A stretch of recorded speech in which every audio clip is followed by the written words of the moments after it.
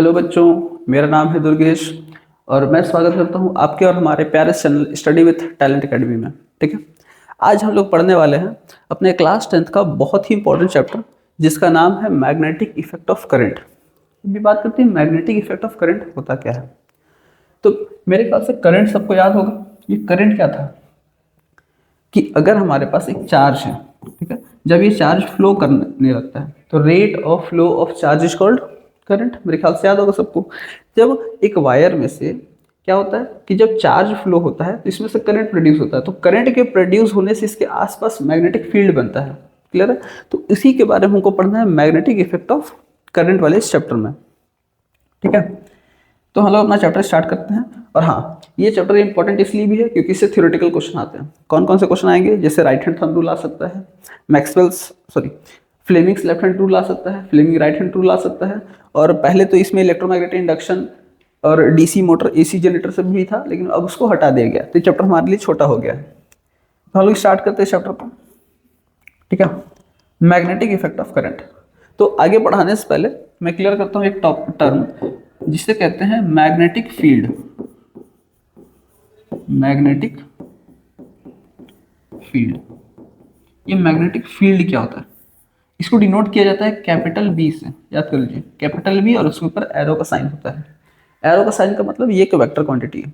ये magnetic field क्या होता है? सिंपल सा, अगर हमारे पास एक मैग्नेट है, ये क्या है? मैग्नेट। तो मैग्नेट के अराउंड वो स्पेस या वो रीजन जिसमें किसी और मैग्नेट या आयरन के पीस को लेकर आएंगे तो वो अपने ऊपर एक फोर्स एक्सपीरियंस करेगा, तो उस रीजन या उस स्पेस का नाम क्या होता है?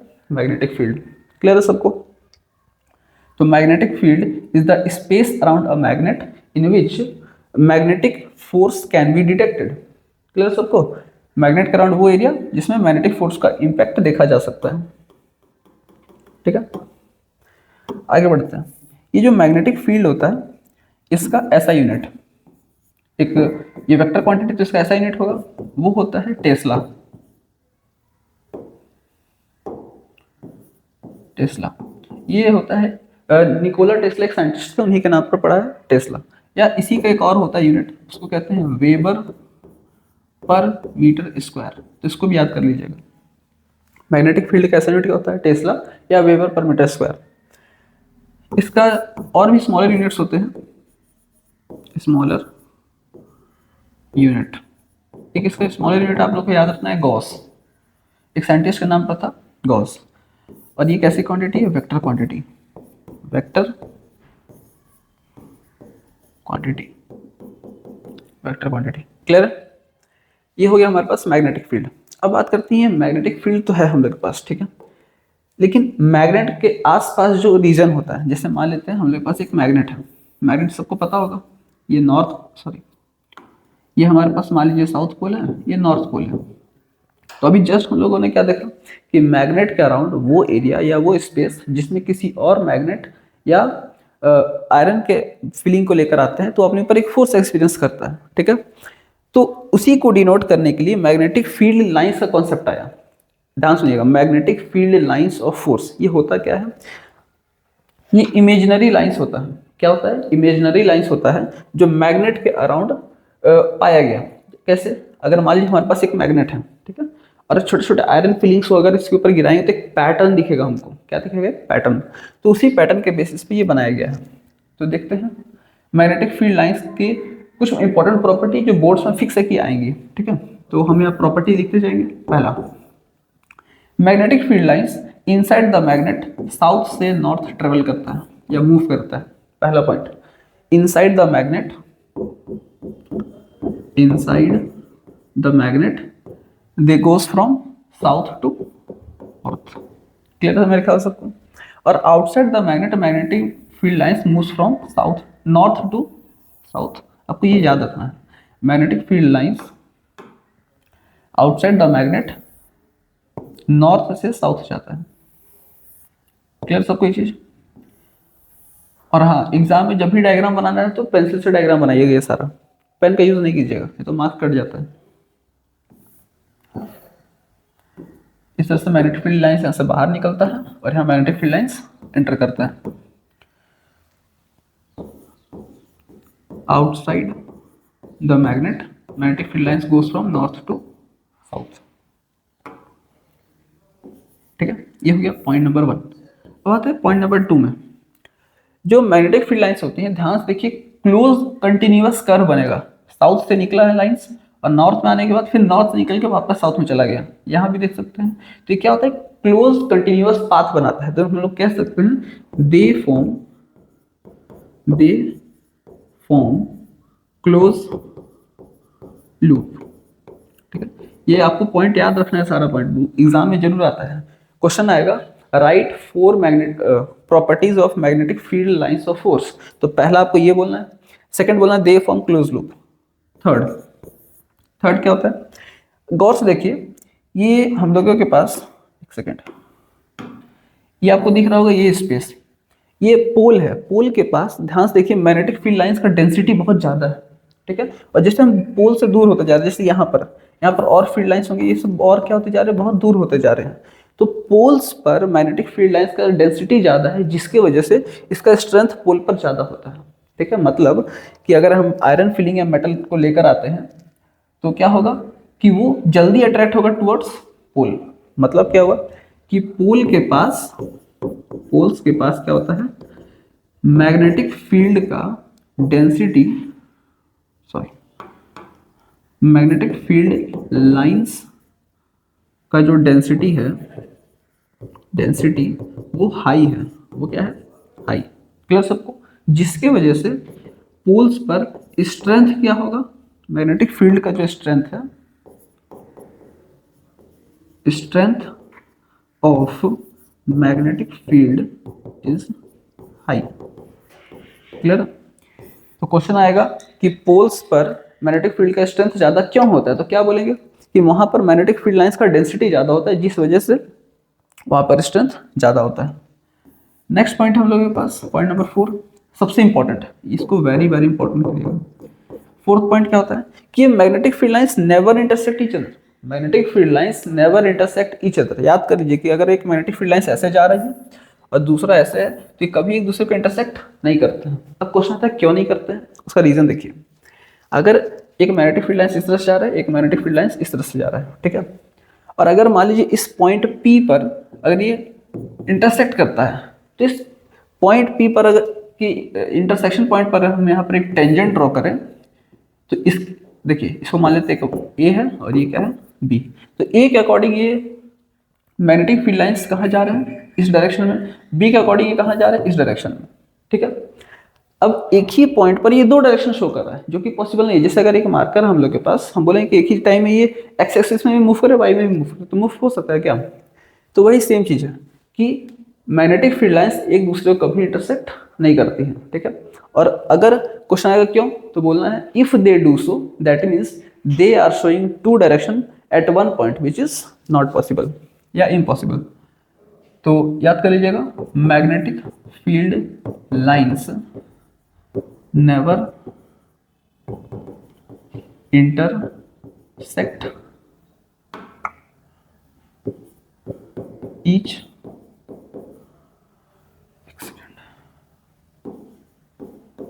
other। ये पॉइंट आपको याद होना चाहिए कि मैग्नेटिक फील्ड लाइंस एक दूसरे को कभी इंटरसेक्ट नहीं करती है। अब क्वेश्चन आएगा क्यों, तो सिंपल सा बोलना है कि if they do so that means they are showing two direction at one point which is not possible.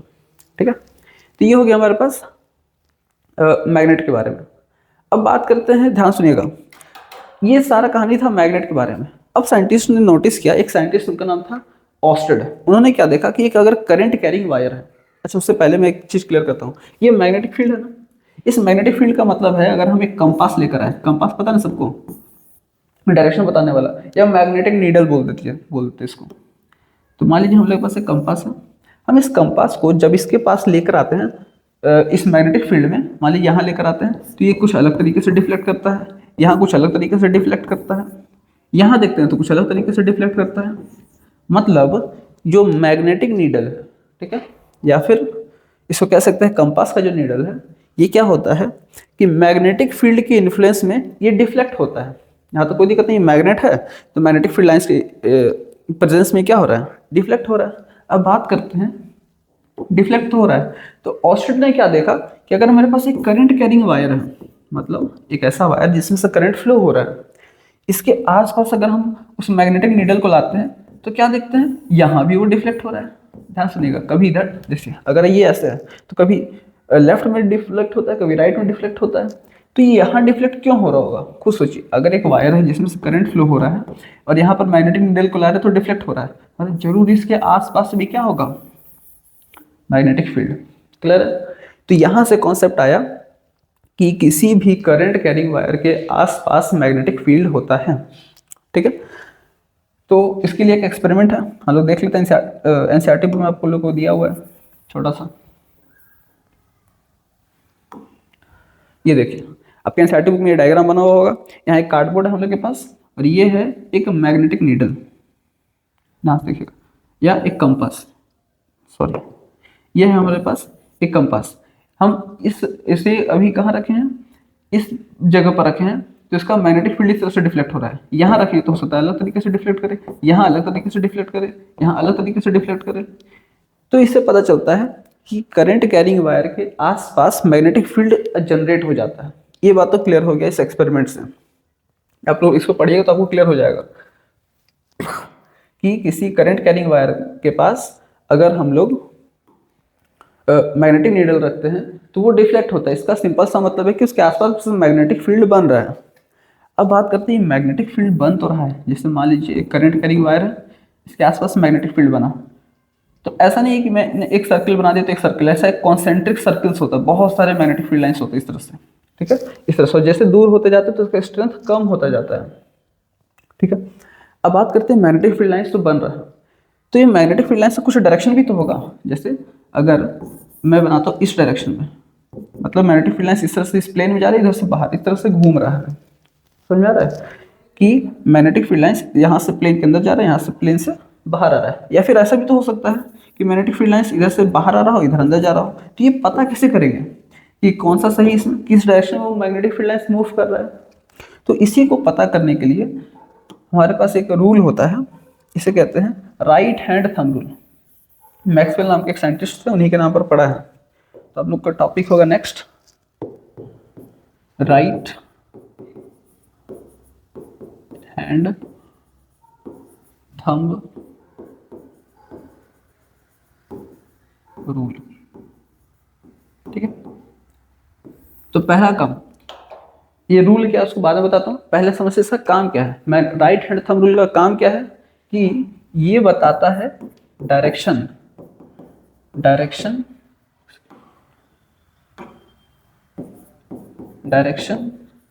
Of magnetic field lines around a current carrying wire. ठीक है, तो राइट हैंड थंब रूल का काम क्या होता है कि हमको मैग्नेटिक फील्ड लाइंस का डायरेक्शन पता करने में हेल्प करता है। यहाँ तक तो ठीक है। अब ये रूल होता क्या है, अकॉर्डिंग टू दिस, अब ध्यान सुनिएगा, अकॉर्डिंग टू दिस, अगर मेरे पास एक करंट कैरिंग वायर है, इसके आसपास मैग्नेटिक फील्ड बन रहा है, यहाँ तक तो क्लियर है, लेकिन हमको इसका डायरेक्शन निकालना है। कैसे निकालेंगे, तो रूल के अकॉर्डिंग जिधर करंट फ्लो हो रहा है आपको अपने राइट हैंड के थंब को उसके साथ अलाइन करना है, और ये जो 4 फिंगर्स हैं इनकी कर्लिंग का जो डायरेक्शन होगा वही क्या बताता है हमें, डायरेक्शन ऑफ मैग्नेटिक फील्ड। मतलब यहाँ देखिए, मेरा डायग्राम अच्छा नहीं बनता लेकिन आप लोग समझ में आ जाएगा। जैसे मान लीजिए हम लोग के पास ये जो थंब है वो किधर पॉइंट कर रहा है, इन द डायरेक्शन ऑफ करंट, और जो चारों फिंगर इनका जो कर्लिंग का डायरेक्शन ये इस तरह से मूव करें, तो जो कर्लिंग का डायरेक्शन वो क्या होगा, ये डायरेक्शन ऑफ मैग्नेटिक फील्ड। मतलब मैग्नेटिक फील्ड लाइन इस तरह से अंदर जा रहे हैं और इधर से बाहर आ रहे हैं। मैग्नेटिक फील्ड लाइंस जिस प्लेन में अंदर जा रहे हैं इसे कहते हैं हम लोग इनवर्ड मैग्नेटिक फील्ड। क्या कहते हैं, इनवर्ड मैग्नेटिक फील्ड। और इसको यहाँ से बाहर आ रहे हैं तो इसे कहते हैं आउटवर्ड मैग्नेटिक फील्ड। क्लियर है? इसको डिनोट करने के लिए एक साइन होता है इस तरह से, कि अगर कहीं भी क्रॉस बना हुआ है इस तरह से तो इसको कहेंगे कि मैग्नेटिक फील्ड लाइंस इस तरह से प्लेन के अंदर जा रहा है, और यहाँ आउटवर्ड का मतलब होता है मैग्नेटिक फील्ड लाइंस इस तरह से बाहर आ रहा है। यहाँ अगर एक डॉट रहता है तो मैग्नेटिक फील्ड लाइंस आउटवर्ड है, इसका मतलब इनवर्ड है। मेरे ख्याल से रूल क्लियर हो गया होगा। पहला काम कि राइट हैंड थंब रूल का काम क्या है, पहला काम इसमें यह है कि ये मैग्नेटिक फील्ड लाइंस का डायरेक्शन फाइंड करने में हेल्प करता है। दूसरा कि रूल है क्या चीज, इसके अकॉर्डिंग क्या करना है, अपने थंब को करंट कैरिंग वायर के साथ अलाइन करना है, और जो कर्लिंग ऑफ फोर फिंगर है, the direction of curling of four finger will show the direction of magnetic field lines. Clear? कुछ क्वेश्चन करते हैं इसमें, जैसे मान लीजिए हमारे पास एक वायर है, इस तरह से एक वायर है, और यहाँ पॉइंट P है और यहाँ पर एक पॉइंट Q है, यहाँ पर एक पॉइंट P और यहाँ पर एक पॉइंट Q, और क्वेश्चन आएगा कि P की तरफ मैग्नेटिक फील्ड लाइंस इनवर्ड है या आउटवर्ड। सिंपल सा काम, राइट हैंड थंब रूल क्या बोलता है कि अपने राइट हैंड के थंब को लेना है, करंट के साथ अलाइन करना है, और कर्लिंग ऑफ फोर फिंगर, जैसे हम मैग्नेटिक फील्ड लाइंस ऐसे बनेगा, कर्लिंग ऑफ फोर फिंगर, तो फोर फिंगर अंदर इस प्लेन में ऐसे मूव कर रहा है, तो क्या होगा, ये हम लोगों के पास मैग्नेटिक फील्ड लाइंस ऐसे एंटर करेगा, इधर से बाहर आएगा, एंटर कर रहा है मतलब ये हो गया इनवर्ड, और बाहर आ रहा है तो ये हो गया हमारे पास आउटवर्ड। तो पॉइंट P इनवर्ड की तरफ है और पॉइंट Q आउटवर्ड की तरफ है। और क्वेश्चन जैसे अगर हम लोगों के पास मैग्नेटिक फील्ड का करंट का डायरेक्शन हम चेंज कर देते हैं, करंट का डायरेक्शन पहले ऐसे था, इस बार चेंज कर दिए, तो मैग्नेटिक फील्ड कुछ ऐसा बनेगा, और डायरेक्शन के लिए राइट हैंड को लेकर करंट के साथ अलाइन करना है, और हाथ का कर्लिंग का डायरेक्शन, कर्लिंग का डायरेक्शन मतलब ये इस तरह से मैग्नेटिक फील्ड लाइंस यहाँ से बाहर आता हुआ दिखेगा आपको, तो हो गया आउटवर्ड, और ये क्या हो गया इनवर्ड। क्लियर है? तो मेरे ख्याल से सबको क्लियर हो गया होगा। याद ये रखना है कि इसमें जो मैग्नेटिक फील्ड बनता है ये कॉन्सेंट्रिक सर्कल्स होता है, इसमें जो भी मैग्नेटिक फील्ड बनता है, magnetic fields are concentric circles. Concentric circle का मतलब कि ऐसा एक सर्कल, एक ही सेंटर से बहुत सारे सर्कल्स इस तरह से बने पड़ेंगे, इसी को कहते हैं हम लोग कॉन्सेंट्रिक सर्कल्स। ठीक है? अच्छा, अगर हमको इस मैग्नेटिक फील्ड का स्ट्रेंथ बढ़ाना है तो क्या करना पड़ेगा? बहुत सिंपल है। जैसे मान लीजिए पहले, इसके पहले जो करंट था यहाँ पर, मान लेते 2 एम्पियर का था, इतना मैग्नेटिक फील्ड बना, अगर हम इसको चेंज करके 5 एम्पियर कर देंगे तो मैग्नेटिक फील्ड फिर से बड़ा हो जाएगा। क्लियर हो रहा है सबको? चलिए आगे देखते हैं।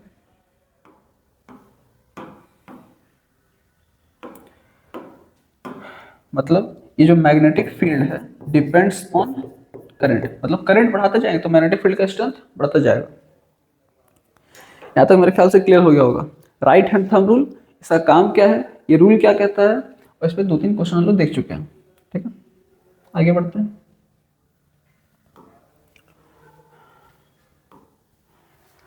चलिए, ये मैग्नेट के बारे में हम लोग देख चुके हैं, आप लोग एक बार इसका स्क्रीनशॉट ले लीजिए। ये मैग्नेट होता है, मैग्नेट में ये सारा टर्म्स रहता है। मैग्नेटिक फील्ड लाइन सारा हम लोग उसका प्रॉपर्टी देख चुके हैं। देखिए आपके एनसीईआरटी बुक में डायग्राम बना हुआ है, ये आयरन फिलिंग्स को लेकर आते हैं, इसके आसपास हमको एक पैटर्न जैसा दिखेगा। देखिए पोल्स पर डेंसिटी ज़्यादा दिखेगा, पोल्स पर डेंसिटी ज़्यादा है, और पोल से जैसे दूर होता जा रहा है, देखिए मैग्नेटिक फील्ड लाइन्स दूर होता जा रहा है। क्लियर है? आपको क्लियर हो गया होगा। नेक्स्ट है ये magnetic field lines around the bar magnet. अभी जस्ट मैंने बनाया था, inside the magnet magnetic field lines कहाँ से कहाँ जाते हैं, साउथ से नॉर्थ, और outside the magnet north to south, वही सेम चीज़ है। लेकिन ये पता किस चला, इसको पता करने के लिए यूज़ किया गया मैग्नेटिक नीडल या कंपास का, कंपास नीडल। ठीक है, यहाँ पर हम लोग रखे तो देखिए अलग तरीके से डिफ्लेक्ट हो रहा है, यहाँ अलग तरीके से डिफ्लेक्ट हो रहा है। जैसे ए पॉइंट, बी, सी, डी, हर पॉइंट पर हम लोग रख कर देखें तो उसका क्या हो रहा है कि मैग्नेटिक नीडल डिफ्लेक्ट हो रहा है, उससे हम लोग क्या किए, मैग्नेटिक फील्ड लाइंस का डायरेक्शन बना सके। नेक्स्ट है magnetic field due to current carrying straight conductor. अभी जस्ट देखें हम लोग कि अगर हम लोगों के पास, एक सेकेंड, अगर हम लोगों के पास चल क्यों नहीं रहा, अगर एक करंट कैरिंग कंडक्टर है तो इसके आसपास क्या बनता है, मैग्नेटिक फील्ड, इस तरह से मैग्नेटिक फील्ड बनेगा। ठीक है, अब हमको क्या करना है, इस मैग्नेटिक फील्ड का डायरेक्शन निकालना है, तो right hand thumb rule, simple सा काम क्या करना है, करंट के डायरेक्शन इसको अलाइन करना है, curling of four finger will show the direction of magnetic field. ये हो गया हम लोग के पास इनवर्ड मैग्नेटिक फील्ड, और ये हो गया हमारे पास आउटवर्ड मैग्नेटिक फील्ड। क्लियर है सबको? आगे बढ़ते हैं। राइट हैंड थंब रूल देखिए, आपके एनसीईआरटी का डायग्राम है ये। यहाँ इस बार क्या है, करंट नीचे जा रहा है तो मैग्नेटिक फील्ड का डायरेक्शन उल्टा है। अभी जस्ट हम लोगों ने इसका जस्ट अपोजिट वाला बनाया था। अब बात करते हैं magnetic field due to current through a circular loop. अब ध्यान समझिएगा, अगर हम लोग के पास अभी क्या था, एक स्ट्रेट वायर था, अब हम क्या करेंगे, उस स्ट्रेट वायर को एक लूप बना देंगे। कैसे बनाएंगे, देखिए आपके बुक में एक डायग्राम से कोई दिखाया गया। ये देखिए एक कार्डबोर्ड है, इस कार्डबोर्ड में से वायर को लपेट दिया गया है। इसको बना के दिखाता हूँ मैं। जैसे मान लीजिए हम लोग के पास ये कार्डबोर्ड है और यहाँ पर एक मान लीजिए छोटा सा छेद है, और यहाँ से क्या होता है, एक वायर निकलता है जिसमें से आई करंट फ्लो हो रहा है। हम क्या करते हैं, इस वायर को इस तरह से कर्व करके यहाँ लेकर आते हैं, ठीक है, और यहाँ से बाहर निकाल देते हैं। ध्यान से किया, तो ये क्या बन गया, क्लोज लूप। अगर इसी को बैटरी से जोड़ देंगे तो हम लोग का काम हो जाएगा। ये देखिए यहाँ से एक वायर निकला और एक क्लोज लूप बनाकर वापस आ गया। अब ध्यान से देखिएगा मैग्नेटिक फील्ड लाइंस कैसा होता है। मैग्नेटिक फील्ड लाइंस कैसा होगा, जैसे इस पॉइंट पर देखिए गौर से, अगर करंट ऐसे जा रहा है, करंट अगर इस तरह से मूव कर रहा है, ठीक है, तो क्या होगा, मैग्नेटिक फील्ड लाइन से यहाँ एक कॉन्सेंट्रिक सर्कल्स बनता था, मेरे ख्याल से याद होगा सबको, कॉन्सेंट्रिक सर्कल्स। इसका डायरेक्शन कैसे पता चलेगा, करंट के डायरेक्शन में हाथ थंब को रखना है और कर्लिंग ऑफ 4 फिंगर, तो ये होगा हमारे पास direction of magnetic field lines. और फिर यही सेम वायर का करंट इस बार इन्वर्स होके कहाँ आया है, इस वाली जगह पर, तो यहाँ भी क्या बनेगा, मैग्नेटिक फील्ड लाइंस। क्लियर सबको। और इस बार डायरेक्शन अपोजिट है, तो हाथ को कर्ल करेंगे तो ये जो डायरेक्शन होगा हमारे पास, ये क्या होगा, मैग्नेटिक फील्ड लाइंस का डायरेक्शन, ठीक है। और ये और अगर मान लीजिए हम लोग करंट का वैल्यू बढ़ाते जाएंगे तो ये मैग्नेटिक फील्ड लाइंस जो होगा ये और भी क्या होता जाएगा, बड़ा बड़े सर्कल्स के फॉर्म में बनते जाएगा। बस यही आपको याद रखना है। और यही इसी डायग्राम को यहाँ पर इस तरह से बनाया हुआ है, इस तरह से। इसका मतलब समझाता हूँ पहले। जैसे जब करंट गया, सबसे पहला पॉइंट याद रखिए कि यहाँ पर क्या हो रहा है कि हम लोग के पास कॉन्सेंट्रिक सर्कल मिल रहा है।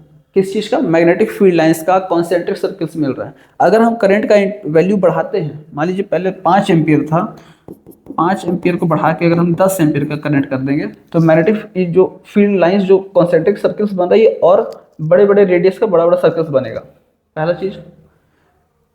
नेक्स्ट पॉइंट कि अगर मान लीजिए हमको ये स्ट्रेंथ इसका बढ़ाना है तो और क्या कर सकते हैं हम लोग, इन नंबर ऑफ टर्न्स को बढ़ा सकते हैं। जैसे एक वायर, 2, 3, 4, इससे अगर बहुत सारे मल्टीपल वायर लगा देंगे तो क्या हो जाएगा हम लोगों के पास कि फिर से इसका स्ट्रेंथ बढ़ जाएगा। तो अगर क्वेश्चन आता है कि अगर एक करंट कैरिंग लूप हम लोगों के पास, ठीक है, इसमें हमको मैग्नेटिक फील्ड का स्ट्रेंथ बढ़ाना है तो कितने मेथड है, पहला मेथड करंट बढ़ा देंगे, दूसरा मेथड कि नंबर ऑफ टर्न्स बढ़ा देना है। क्या बढ़ाना है, नंबर ऑफ टर्न्स, ठीक है।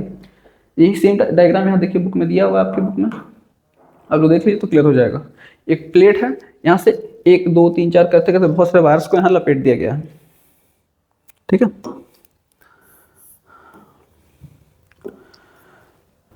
आगे बढ़ते हैं।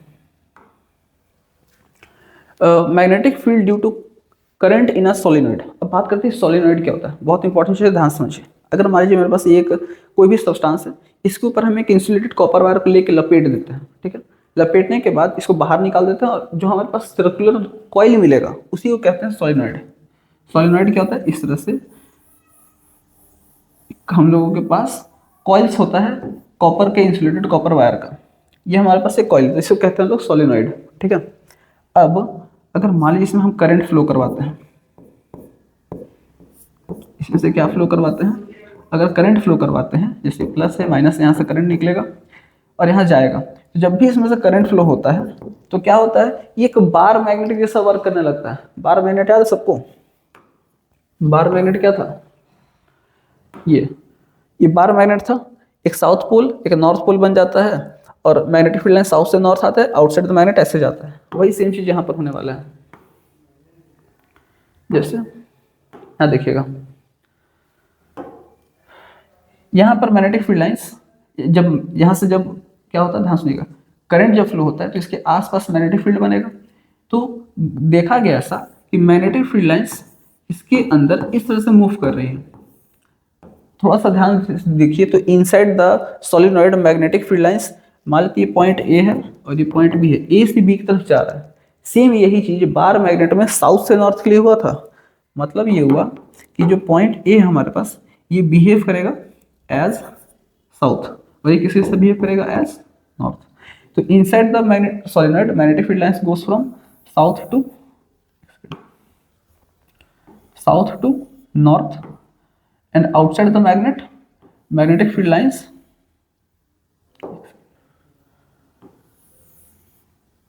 इस तरह से inside the solenoid magnetic field lines जा रहे हैं साउथ से नॉर्थ और आउटसाइड द मैग्नेट नॉर्थ से साउथ। क्लियर सबको मेरे ख्याल से ये सारा पॉइंट्स। मैग्नेटिक फील्ड लाइंस इस तरह से एंटर करेगा यहाँ पर और यहाँ से मैग्नेटिक फील्ड लाइंस बाहर निकलते हैं। क्लियर है? यही है हमारे पास सोलिनॉइड। मतलब सोलिनॉइड का मतलब हो गया एक कॉइल है, ऐसा कॉपर का वायर का लपेटा हुआ एक खोखला कॉइल है, ठीक है। और अगर उसमें से करंट फ्लो करें तो एक बार मैग्नेट जैसा वर्क करने लगता है। तो solenoid behaves like a bar magnet when current is pass through it. मेरे ख्याल से क्लियर हो गया होगा। अच्छा, अब हम लोग बात करते हैं कि ऐसा बार मैग्नेट जैसा वर्क कर क्यों रहा है। चलिए ध्यान से देखिएगा। मान लेते हैं हम लोगों के पास, एक सेकेंड,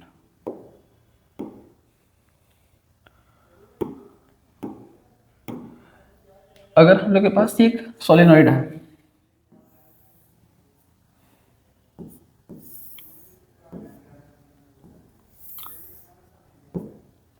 सोलिनॉइड का मतलब कि इसी के ऊपर वायर लपेटा हुआ है। तो लपेटा हुआ है तो मान लेते हैं यहां से मैग्नेटिक फील्ड लाइंस इस तरह से बाहर आ रहा है।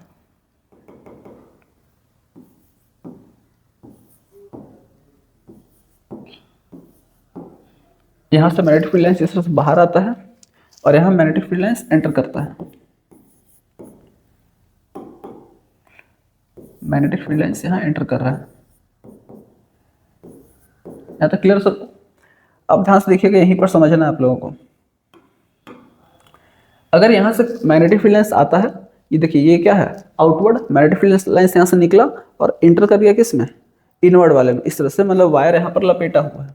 अब ध्यान सुनिएगा, अगर यहां से करंट निकल रहा है, यहाँ से करंट निकल रहा है, तो राइट हैंड थंब रूल क्या बोला था मैग्नेटिक फील्ड का डायरेक्शन के लिए, कि यहाँ पर करंट के साथ अपना करंट के साथ आपको थंब को अलाइन करना है और जो कर्लिंग ऑफ फोर फिंगर है इसके आस पास का रीजन जो होगा वो मैग्नेटिक फील्ड का रीजन होगा। तो ये होगा हम लोग के पास इस तरह से, मतलब मैग्नेटिक फील्ड लाइंस यहाँ इस तरह से मूव करी होंगी। जैसे करंट है, ये करंट है, एक वायर है जिसमें से करंट फ्लो हो रहा है, तो इसके साथ थंब को अलाइन करना है और कर्लिंग ऑफ फिंगर जब करेंगे तो हमको क्या मिलेगा, डायरेक्शन ऑफ मैग्नेटिक फील्ड। तो सेम वही डायरेक्शन ऑफ मैग्नेटिक फील्ड यहाँ मिलेगा हम लोगों को, ठीक है।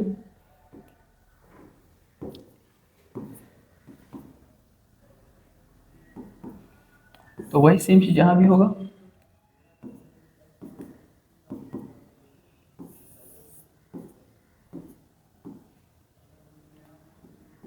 चलिए अब बात करते हैं यहाँ पर। यहाँ क्या है कि वायर अंदर जा रहा है, तो मैग्नेटिक फील्ड का डायरेक्शन क्या होगा, करंट, थंब को करंट के साथ अलाइन करना है और ये होगा कर्लिंग का डायरेक्शन। ध्यान से देखिए, ये होगा कर्लिंग का डायरेक्शन, मतलब हाथ इस तरह से कर्ल हो रहा है। ये हो गया हमारे पास मैग्नेटिक फील्ड का डायरेक्शन।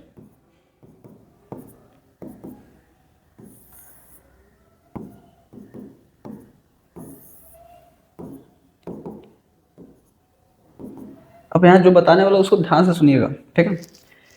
जब ये इस तरह से करंट मूव कर रहा है, सॉरी मैग्नेटिक फील्ड लाइंस इस तरह से यहाँ पर मूव कर रहा है, तो ध्यान से देखिए इस वाले पॉइंट पर मैग्नेटिक फील्ड का डायरेक्शन इधर, यहाँ मैग्नेटिक फील्ड का डायरेक्शन ऐसे है, तो ये दोनों एक दूसरे को कैंसिल आउट कर देंगे। मतलब इस वाले पॉइंट पर मैग्नेटिक फील्ड का वैल्यू होगा 0।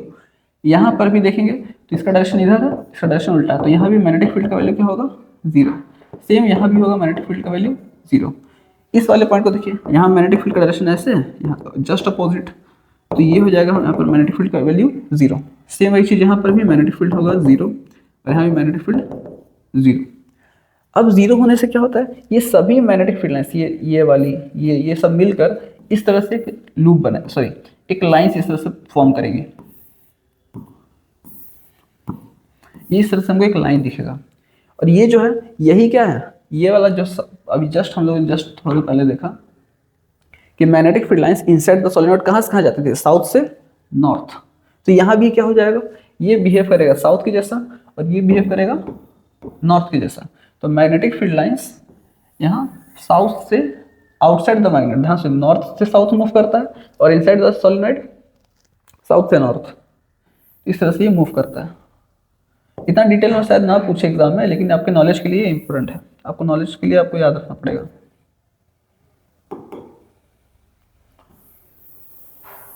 और हाँ, मैग्नेटिक फील्ड लाइंस कभी इंटरसेक्ट नहीं करेगा।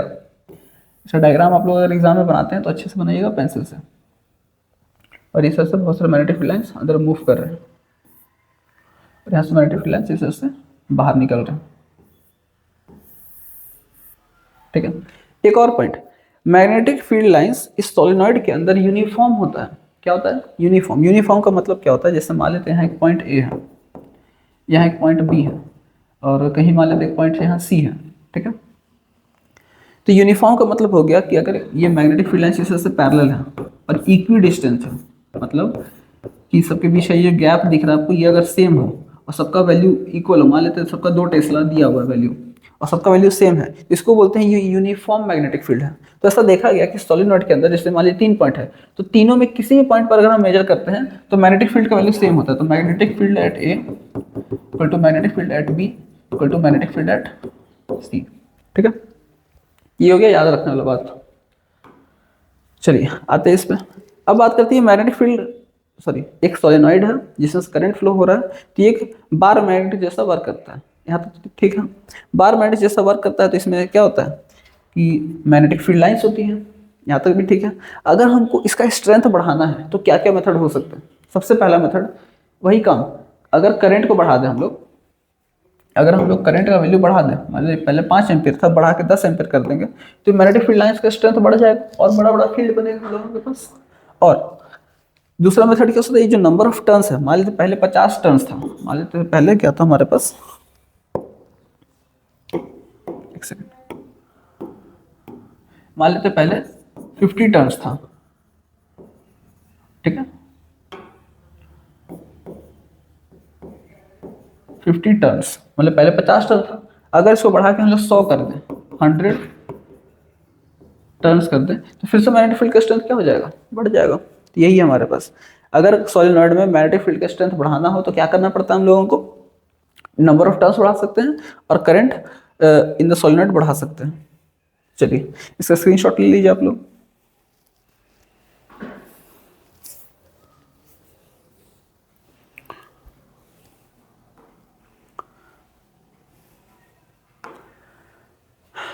चलिए ये क्लियर हो गया होगा। अब मैं एक इंपॉर्टेंट बात बता रहा हूँ, उसको ध्यान से सुनिएगा।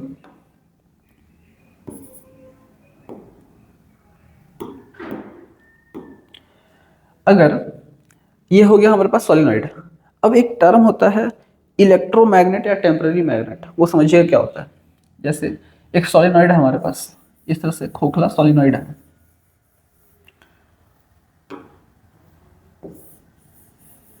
ये एक है सोलेनॉइड, और इसमें से क्या फ्लो हो रहा है? करंट फ्लो हो रहा है। ठीक है, यहाँ से करंट फ्लो हो रहा है, ये प्लस है ये माइनस है, ये अंदर से खोखला है। अगर इसके अंदर हम लोग एक सॉफ्ट आयरन कोर डालते हैं, ध्यान सुनिएगा, अगर इसमें हम लोग सॉफ्ट आयरन कोर डालते हैं तो ये एक टेम्पररी मैग्नेट बन जाता है। क्या बन जाता है? टेम्पररी मैग्नेट, या इसी को कहते हैं हम लोग इलेक्ट्रोमैग्नेट। इलेक्ट्रोमैग्नेट क्लियर है। लेकिन अगर इसके अंदर हम लोग स्टील डालते हैं, अगर इसके अंदर हम लोग एक स्टील रखेंगे तो ये बन जाता है एक परमानेंट मैग्नेट। Permanent magnet. अब ध्यान सुनिएगा, इलेक्ट्रोमैग्नेट और परमानेंट मैग्नेट ये मोस्ट इंपॉर्टेंट टॉपिक है कि अगर हमको एक इलेक्ट्रोमैग्नेट बनाना हो या एक टेम्पररी मैग्नेट बनाना हो तो उसको बनाने के लिए ये जो सोलिनॉइड होता है इसमें हम लोग सॉफ्ट आयरन कोर को डाल देंगे तो ये क्या बन जाएगा कि इलेक्ट्रोमैग्नेट या टेम्पररी मैग्नेट। और अगर स्टील को रख देंगे तो क्या बन जाएगा? ये परमानेंट मैग्नेट। और बुक में इस डायग्राम को कभी ऐसे दिखाया जाता है, क्या दिखाते हैं कि मान लीजिए सॉफ्ट आयरन का ही ये बना हुआ है, सॉफ्ट आयरन जो है इसी के ऊपर, सॉफ्ट आयरन के ऊपर हम इस तरह से वायर को लपेट के इसमें से करंट पास करा देंगे। इसमें से अगर हम लोग करंट पास करा देते हैं तो ये क्या हो जाता है? ये बन जाएगा हमारे पास इलेक्ट्रोमैग्नेट। क्लियर सब? ये होता है इलेक्ट्रोमैग्नेट। अब इलेक्ट्रोमैग्नेट बनाने की क्या जरूरत पड़ा, क्या फायदा इससे, अगला टॉपिक वही होगा हम लोगों का कि इलेक्ट्रोमैग्नेट क्या होता है, इससे क्या क्या फायदा होता है। चलिए, तो और मैं डिफरेंस बता दूंगा इलेक्ट्रोमैग्नेट और परमानेंट मैग्नेट में। इलेक्ट्रो मैग्नेट और एक होता है परमानेंट मैग्नेट। अच्छा, बात करते हैं परमानेंट मैग्नेट क्या होता है। जो नेचुरल अकरिंग मैग्नेट होता है, जैसे जो जब पहली बार परमानेंट मैग्नेट को खोजा गया था या हम लोग को मिला था जब मैग्नेट, परमानेंट मैग्नेट, तो इसका इरेगुलर शेप था, एक पत्थर के जैसा था। इसमें देखा गया कि ये कुछ मेटल्स को अट्रैक्ट कर रहा है, लेकिन इसके आसपास जो फील्ड था बहुत वीक फील्ड था, बहुत कम फील्ड था।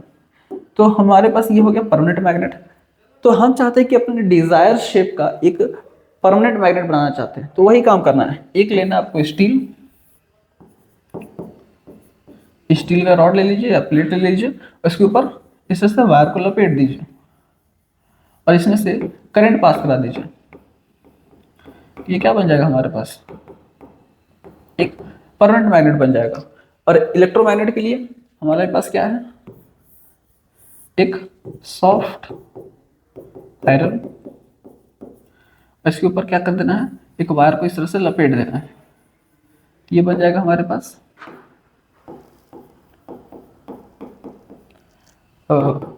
एक इलेक्ट्रोमैग्नेट। क्लियर? अगर इलेक्ट्रोमैग्नेट बनाना है तो सॉफ्ट आयरन लेना है, परमानेंट मैग्नेट बनाना है तो एक स्टील लेना है हम लोगों को।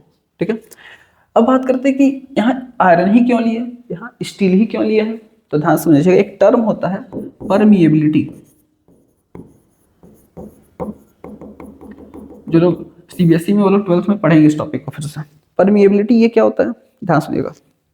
परमेबिलिटी का मतलब होता है, अगर मान लीजिए कोई सब्सटेंस परमेबल है, ज़्यादा परमेबल का मतलब कि वो अपने अंदर से मैग्नेटिक फील्ड लाइंस को पास होने के लिए देता है, मतलब it allows to pass easily magnetic field lines from a substance. जैसे मान लीजिए अगर ये परमानेंट सॉफ्ट आयरन कोर है, तो इसका परमिएबिलिटी हाई होता है। इसका सॉफ्ट आयरन का जो परमिएबिलिटी होता है ये क्या होता है, हाई होता है। परमिएबिलिटी का मतलब ये मैग्नेटिक फील्ड लाइंस को अपने साथ मूव होने देता है, मतलब ये मैग्नेटिक फील्ड लाइंस जब इसमें से पास करेंगे तो ये पास होने देगा, जिसकी वजह से इसके इलेक्ट्रॉन्स क्या होंगे, सब अरेंज हो जाएंगे एक ही डायरेक्शन में, तो ये मैग्नेट बन जाएगा।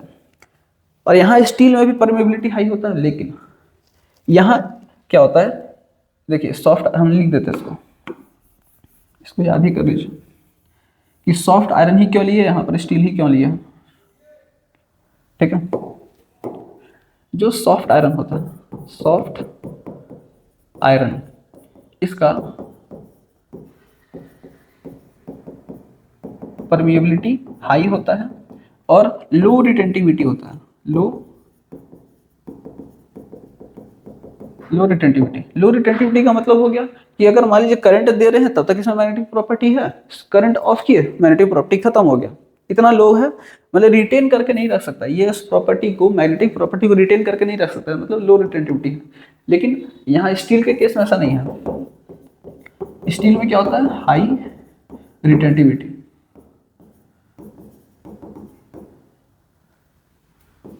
हाई रिटेंटिविटी मतलब यह होता है कि, एक सेकंड, स्पेलिंग थोड़ा सा गलत हो गया। ये हमारे पास स्टील है, ठीक है, इसमें हाई रिटेंटिविटी होता है, मतलब कि अगर एक बार ये मैग्नेटाइज हो गया, स्विच ऑफ कर देने के बाद भी ये उस प्रॉपर्टी को रिटेन करके रखता है, तो ये क्या होता है हमारे पास, परमानेंट मैग्नेट। तो बनता कैसे वो क्लियर हो गया होगा, और इसी का यूज क्यों किया जाता है वो भी क्लियर हो गया होगा। अब बात करते हैं दोनों में से फायदा किस में है, किसको ज्यादा यूज किया जाता है।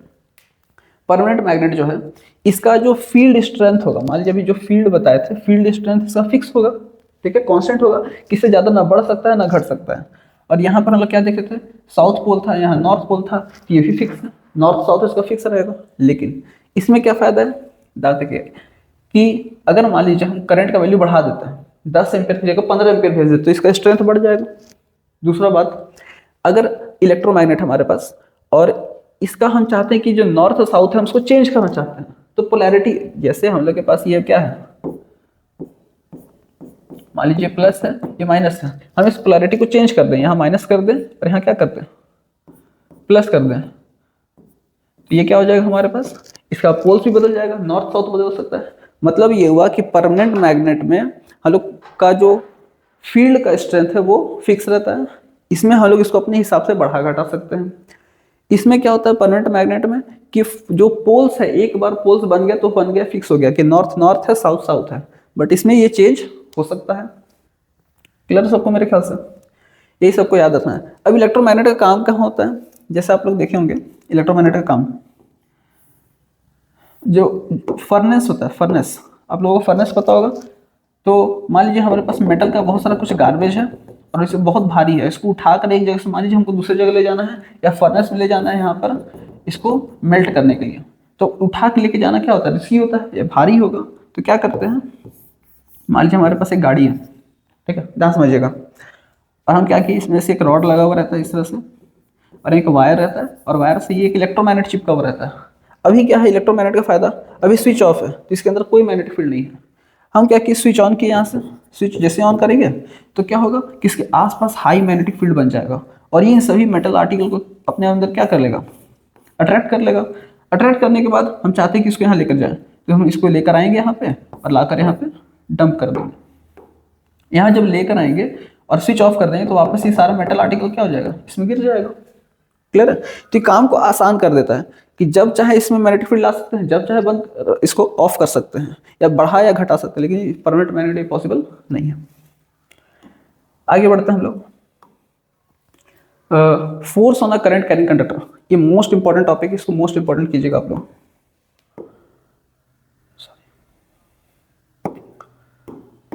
चलिए, ये मोस्ट इंपॉर्टेंट क्यों बोल रहा हूँ, टॉपिक है force on a current carrying conductor placed in a magnetic field. अब ध्यान समझिएगा, मान लेते हैं हमारे पास ये मैग्नेटिक फील्ड है, एक यूनिफॉर्म मैग्नेटिक फील्ड है ये, ठीक है, हम एक वायर को लेकर आए और इसमें रख दिया जिसमें से करंट फ्लो हो रहा है, ठीक है। अब होगा क्या, पहले इस टॉपिक समझाते हैं कि अगर एक मैग्नेटिक फील्ड हम लोग के पास यूनिफॉर्म मैग्नेटिक फील्ड, अगर इसमें करंट कैरिंग वायर को रखते हैं तो ये वायर अपने ऊपर एक फोर्स एक्सपीरियंस करेगा। क्या एक्सपीरियंस करेगा, फोर्स। इसको याद कर लीजिए, एक करंट मैग्नेटिक फील्ड में करंट कैरिंग वायर को लाते हैं तो वो अपने ऊपर एक फोर्स एक्सपीरियंस करता है, ठीक है। तो उसी फोर्स के बारे में इस टॉपिक में हमको पढ़ना है।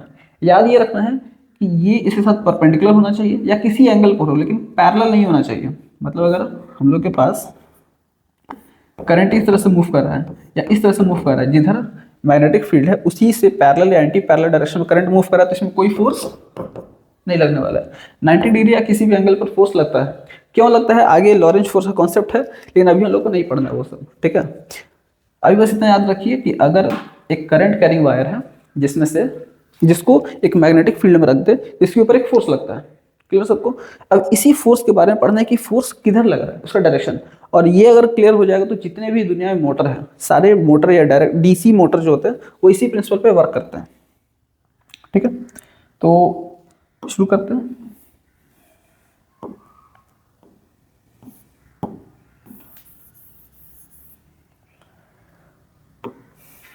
चलिए स्टार्ट करते हैं।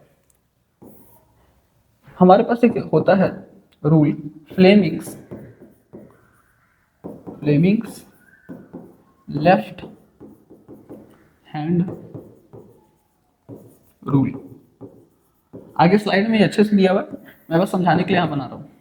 फ्लेमिंग्स लेफ्ट हैंड रूल कहता क्या है, पहले बात करते हैं फ्लेमिंग्स लेफ्ट हैंड रूल का काम क्या है। इसका काम क्या है, फोर्स का डायरेक्शन ऑफ फोर्स फाइंड करने में हेल्प करता है। इसको याद कर लीजिए कि इसका काम क्या होता है। फ्लेमिंग्स लेफ्ट हैंड रूल का काम होता है कि अगर एक करंट कैरिंग वायर को मैग्नेटिक फील्ड में रखा गया है तो उसके ऊपर फोर्स लग रहा है, उस फोर्स का डायरेक्शन फाइंड करने में हेल्प करता है। क्लियर है, अभी ये स्टेटमेंट क्या होता है उसका वो देखिएगा। इसके अकॉर्डिंग हमको क्या करना है कि अपने लेफ्ट हैंड के देखिए थंब, इंडेक्स फिंगर और क्या करते हैं मिडिल फिंगर, इन तीनों को म्यूचुअली परपेंडिकुलर करना है या स्ट्रेच करना है। मैं बना के दिखाता अच्छे से। इसके अकॉर्डिंग आपको अपने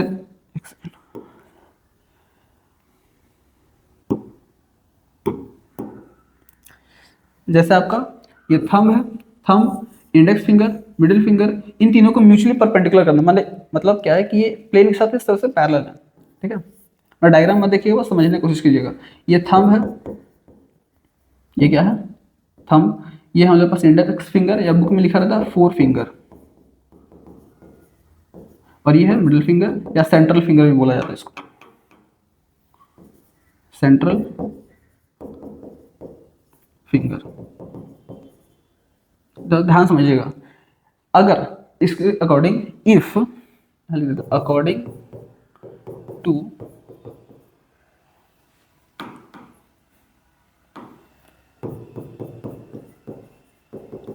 फ्लेमिंग्स लेफ्ट हैंड रूल, इसके अकॉर्डिंग इफ, इस बात को याद रखिएगा, if 4 finger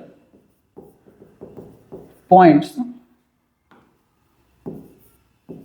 4 finger points in the direction of magnetic field, मतलब 4 फिंगर मैग्नेटिक फील्ड के डायरेक्शन को शो करता है, and central finger, central finger shows the direction of current, central finger किसको डिनोट करे, करंट के डायरेक्शन को, देन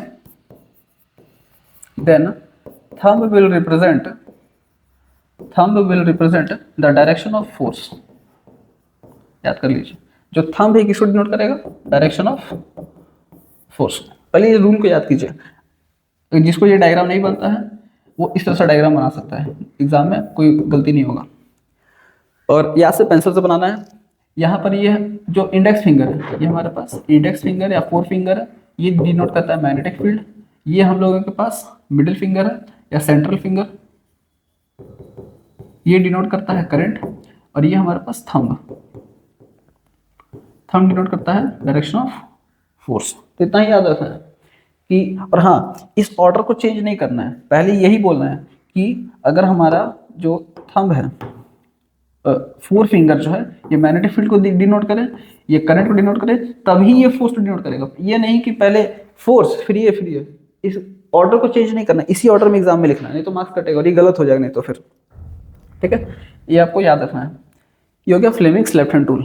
अब इसको अप्लाई करते हैं क्वेश्चंस में, ध्यान से देखिएगा। अगर एक मैग्नेटिक फील्ड है, ठीक है, ये हो गया मैग्नेटिक फील्ड, और मान लेते हैं इसमें करंट मूव कर रहा है इस डायरेक्शन में, ये मैग्नेटिक फील्ड है, करंट इस डायरेक्शन में मूव कर रहा है। अभी जस्ट देखे थे इसके ऊपर क्या लग रहा है, फोर्स। कौन लगा रहा है, ये मैग्नेटिक फील्ड लगा रहा है। कैसे लगा रहा है उसके बारे में हम लोग को देखना है कि किस डायरेक्शन में फोर्स लगेगा। मतलब ये हो सकता है इधर मूव करे या प्लेन के बाहर या अंदर मूव करे। तो रूल के अकॉर्डिंग क्या था, जिसको याद रखना आप लोग काम हो जाएगा। जितना बार बनाना पड़े बनाइए, इसको याद कर लीजिए। ये बी है, ये एफ है, ये आई है, या चाहे तो ट्रिक जैसे याद कर सकते हैं, एफ बी आई। ये हो जाएगा हमारे पास magnetic field, current, then force. तो अब वो क्या करना है, इसमें निकालना है किस वायर पर फोर्स लग रहा है, कहाँ फोर्स लग रहा है। तो लेफ्ट हैंड जो रूल है उसके अकॉर्डिंग आपको इन तीनों को स्ट्रेच करना है। जो ये है इंडेक्स फिंगर, ये मैग्नेटिक फील्ड को डिनोट करता है, तो मैग्नेटिक फील्ड के साथ इसको आप अलाइन कर लीजिए। फिर डायरेक्शन ऑफ करंट, अब देखिए करंट ऊपर है, करंट कौन था, मिडिल फिंगर वाला, तो मिडिल फिंगर कहाँ चला गया, ये ऊपर चला जाएगा, और ये हो गया किसका डायरेक्शन, मैग्नेटिक फील्ड। और जो थंब है वो पॉइंट कर रहा है इस प्लेन के अंदर, मतलब इस पर इनवर्ड फोर्स लग रहा है, इनवर्ड फोर्स। मतलब ये जो वायर है ये इस प्लेन के अंदर जाना चाहता होगा। क्लियर है, मैं 3-4 क्वेश्चन कराऊंगा, अभी क्लियर हो जाएगा। मान लीजिए क्वेश्चन नंबर 1, सेकंड देखिए। अगर मान लीजिए हम लोग के पास मैग्नेटिक फील्ड लाइंस इस तरह से मूव कर रहा है, ये हमारे पास मैग्नेटिक फील्ड लाइंस, ठीक है, और एक करंट कैरिंग वायर है जो इस तरह से रखा हुआ है, बताना इसके ऊपर फोर्स लग रहा है। वही काम, स्टेप याद कीजिए। पहला स्टेप अपना लेफ्ट हैंड को लेना है, ठीक है, और इन तीनों फिंगर को इस तरह से स्ट्रेच करना है। सबसे पहला काम मैग्नेटिक फील्ड के साथ इंडेक्स फिंगर को अलाइन करना है। मैग्नेटिक फील्ड का डायरेक्शन नीचे है, इसको इस तरह से अलाइन कर लिया। करंट का डायरेक्शन देखिए ऊपर है, करंट का डायरेक्शन यहाँ देखिएगा, करंट का डायरेक्शन इस डायरेक्शन में, तो करंट आगे इधर, और फोर्स कहाँ लग रहा है, अंदर। ये हो गया फिर से इनवर्ड फोर्स, ठीक है। और क्वेश्चंस देखते हैं। जैसे मान लीजिए हम लोग के पास इस तरह का मैग्नेटिक फील्ड दिया हुआ है,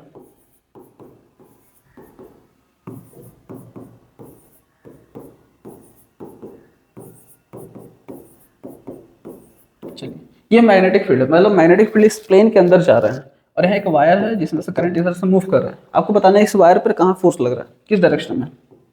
कुछ नहीं, पहला काम इसे स्ट्रेच करना है। जो इंडेक्स फिंगर था वो किसको डिनोट कर रहा है, मैग्नेटिक फील्ड के डायरेक्शन को। तो मैग्नेटिक फील्ड अंदर जा रहा है तो मैग्नेटिक फील्ड हो गया अंदर। करंट का डायरेक्शन कहाँ है, इस डायरेक्शन में करंट। तो फोर्स कहाँ लग रहा है, देखिए फोर्स है थंब ऊपर, ऊपर क्या लगेगा फोर्स। जैसे मान लीजिए एक वायर है जिसमें जो इस तरह से करंट मूव कर रहा है, इस पर फोर्स बताना है। वही काम करंट को इस तरह, देखिए मैग्नेटिक फील्ड अंदर है, करंट का डायरेक्शन नीचे है तो करंट हो गया नीचे, तो फोर्स कहाँ लगेगा, इस डायरेक्शन में फोर्स लगेगा, इस डायरेक्शन में। बस इतना ही याद रखना है आप लोग को। मेरे ख्याल से इतना एग्जाम्पल क्लियर है। एक और करते हैं, जैसे अगर हम मान लेते हैं इस तरह से आउटवर्ड मैग्नेटिक फील्ड है, इस तरह से मैग्नेटिक फील्ड इस प्लेन से बाहर आ रहा है, ठीक है, प्लेन से मैग्नेटिक फील्ड लाइन से बाहर आ रहा है और करंट इस तरह से जा रहा है। अब बताना है, तो मैग्नेटिक फील्ड लाइंस बाहर है तो इसको स्ट्रेच करेंगे, जो इंडेक्स फिंगर है वो हो गया मैग्नेटिक फील्ड के साथ। अब करंट का डायरेक्शन ऊपर है तो डांस देखिएगा, इसको कैसे बनाएंगे। ये हम लोग के पास डायरेक्शन है मैग्नेटिक फील्ड का, तो मैग्नेटिक फील्ड करंट और फोर्स लग रहा है इधर, फोर्स देखिए इस डायरेक्शन में है, फोर्स है इस डायरेक्शन। क्लियर है, इस तरह से आपको ध्यान देना होगा। एक क्वेश्चन और करते हैं। मान लीजिए कि यूनिफॉर्म मैग्नेटिक फील्ड इस तरह से जा रहा है, ठीक है, और मेरे पास एक वायर इस तरह से है, A B C D. Question ये आएगा कि इस A B C D wire में से करंट का डायरेक्शन ये है, करंट का डायरेक्शन इस तरह से है। आपको बताना है कि किन किन साइड्स पर फोर्स लग रहा है। तो देखते हैं, जैसे मानते ये ए डी वाला पार्ट, मैग्नेटिक फील्ड ऐसे है, करंट का डायरेक्शन ऐसे है, जिसके ऊपर क्या लगेगा फोर्स, क्या लग रहा है फोर्स। कैसे लगता है, अभी रूल क्या बताए थे, करंट के साथ इसको अलाइन किए। करंट देखिए मैग्नेटिक फील्ड, करंट का डायरेक्शन कहाँ है ऊपर, मतलब करंट का अगर डायरेक्शन ऊपर है तो फोर्स लगेगा अंदर। मतलब इसको मिटाते हैं एक सेकंड। मतलब ये हुआ कि ये जो एडी साइड है, एडी पर इनवर्ड फोर्स लग रहा है। जो एडी, ये हम लोग पास एडी वाला साइड दिख रहा है, इस पर कैसा लग रहा है फोर्स, इनवर्ड डायरेक्शन में। आगे आते हैं एबी में। अब ध्यान से देखिए, एबी जो है इस मैग्नेटिक फील्ड के साथ क्या है, पैरेलल है, इस वजह से इस पे कोई फोर्स नहीं लग रहा है। आगे बढ़ेंगे, जैसे यहाँ हमारे पास साइड है बीसी, इस बीसी साइड में ध्यान से देखिए, मैग्नेटिक फील्ड ऐसे, करंट ऐसे, तो फोर्स कहाँ लगेगा, आउटवर्ड फोर्स, ठीक है। और लास्ट है डीसी, डीसी क्या है, इसके एंटी पैरेलल है, तो यहाँ पे भी कोई फोर्स नहीं लगेगा। तो मेरे ख्याल से फ्लेमिंग्स लेफ्ट हैंड रूल सबको क्लियर हो गया होगा, इतना ही याद रखना है। अब इसी को समझाने के लिए आपकी बुक में एक डायग्राम दिया हुआ है, देखिए फ्लेमिंग्स लेफ्ट हैंड रूल है, वही मैग्नेटिक फील्ड, देखिए ये हो गया इंडेक्स फिंगर, ये मैग्नेटिक फील्ड को डिनोट करता है, ठीक है, ये करंट को डिनोट करता है, और थंब मोशन या फोर्स को डिनोट करता है। तो डायग्राम लोग देख लीजिएगा। आगे बात करते हैं मैग्नेटिज्म इन मेडिसिन। अच्छा, एक पार्ट यहाँ पर बीच में छूट गया है, इसको बताता हूँ मैं। आपके एनसीईआरटी में एक डायग्राम बना हुआ होगा इस टाइप का, तो मैं इसको समझा देता हूँ।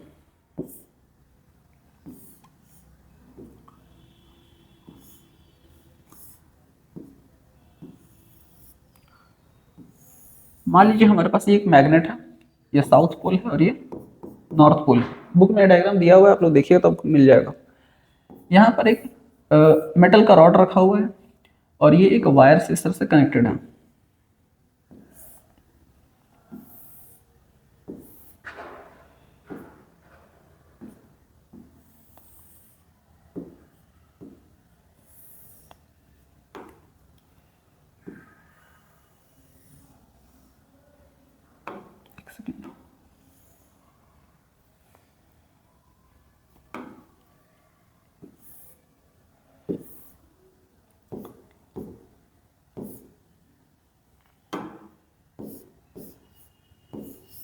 ये स्टैंड है हमारे पास और इस तरह से वायर से ये लपेटा हुआ है।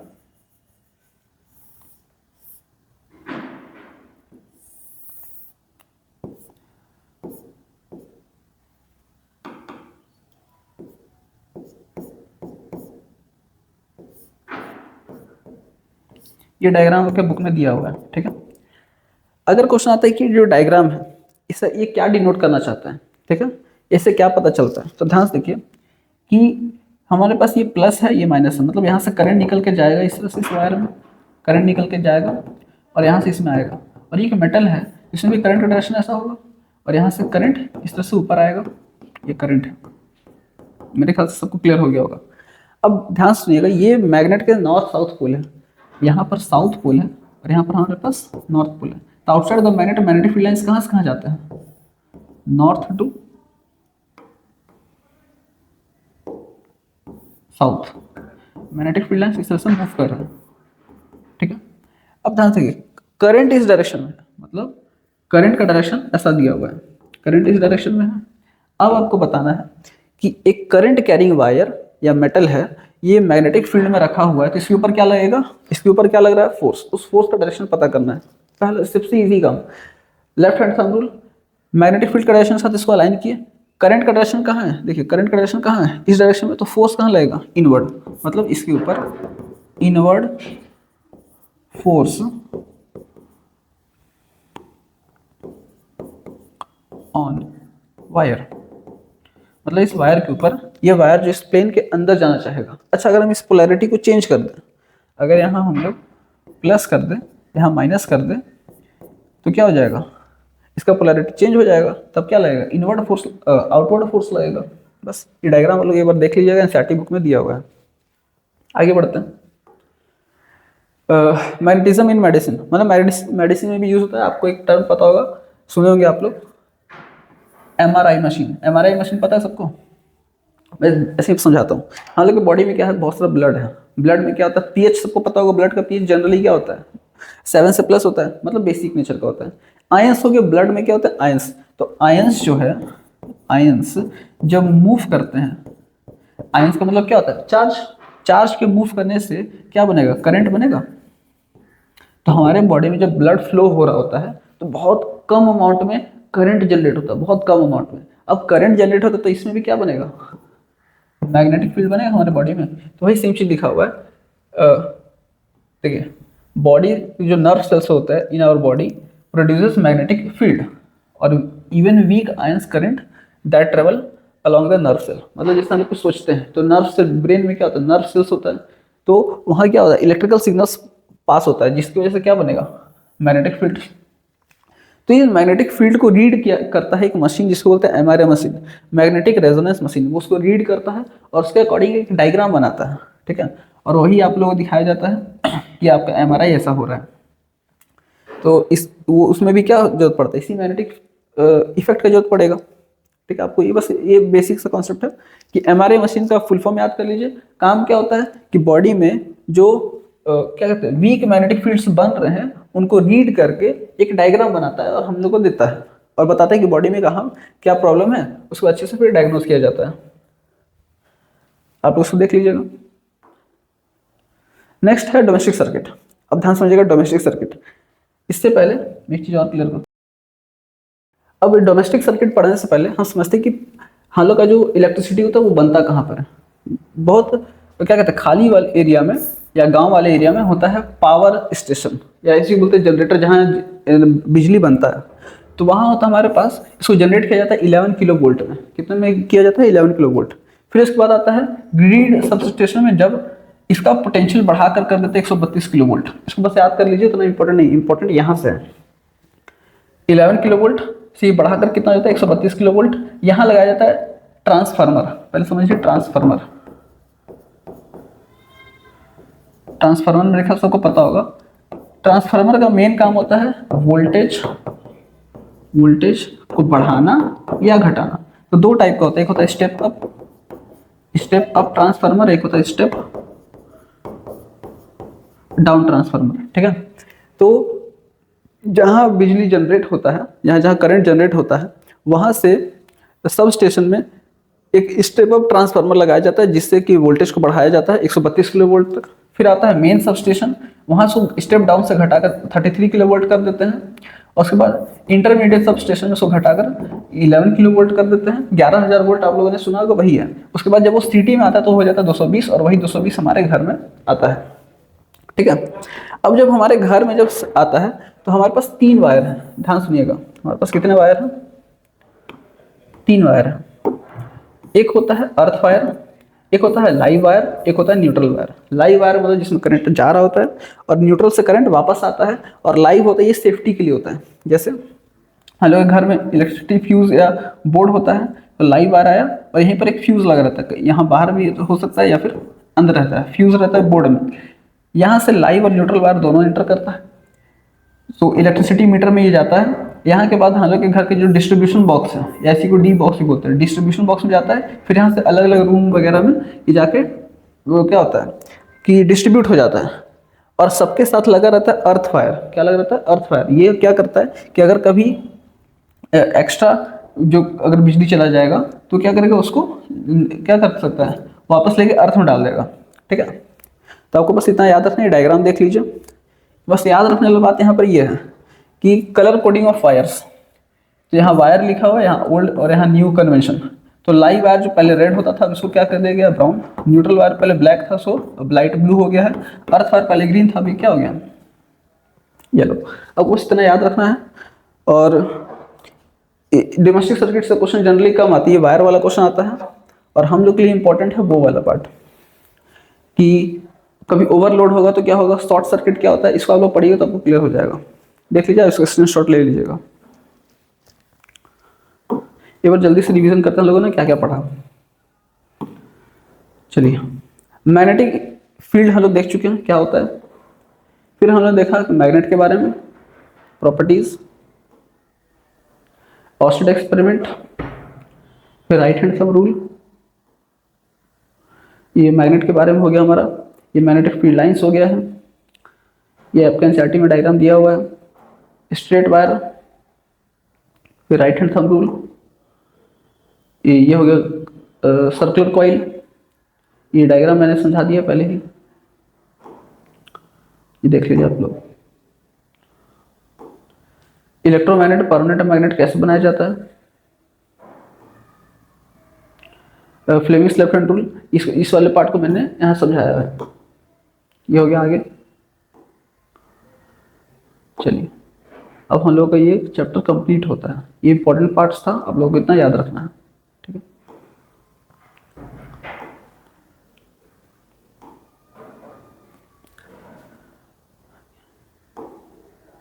चलिए आज के लिए यहीं तक। आप लोग पढ़ाई करते रहिए, बोर्ड से तैयारी अच्छे से कीजिएगा। Thank you.